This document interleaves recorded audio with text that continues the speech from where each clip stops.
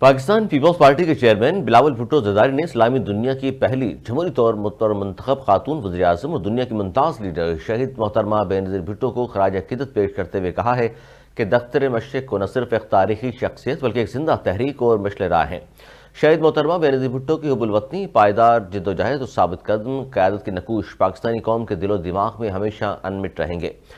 Media cell Bilawal house کی جانب سے جاری کردہ پریس ریلیز کے مطابق پیپلز پارٹی کے چیئرمین نے شہید محترمہ بینظیر بھٹو کی 16ویں یوم شہادت پر قوم کے نام اپنے پیغام میں کہا ہے کہ میری والدہ ملک کو ایک حقیقی فلاحی ریاست بنانے کے لیے عظیم مقصد کے لیے ہمیشہ پرعزم رہیں۔ انہوں نے کہا کہ شہید محترمہ بینظیر بھٹو زندگی بھر پنجاب، سندھ، خیبر پختونخوا، بلوچستان، کشمیر اور گلگت بلتستان کے لیے ہم آہنگی کی زنجیر بن کر رہیں۔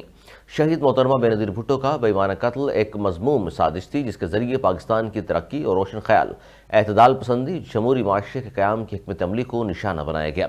چیئرمین بلاول بھٹو زرداری کا کہنا تھا کہ ایک طرف شہید محترمہ بینظیر بھٹو نے پیپلز پارٹی چیئرپرسن کی حیثیت سے قائد عوام شہید ذوالفقار علی بھٹو کے فکر اور ان کی جماعت کو اپنے فلسفے اور بے مثال جدوجہد کے ذریعے نئی بلندیوں تک پہنچایا، تو دوسری جانب بطور سیاسی رہنما انہوں نے ہمیشہ ملک کے عام آدمی اور پسماندہ طبقات کی آواز بن کر حقیقی عوام کی نمائندگی کی۔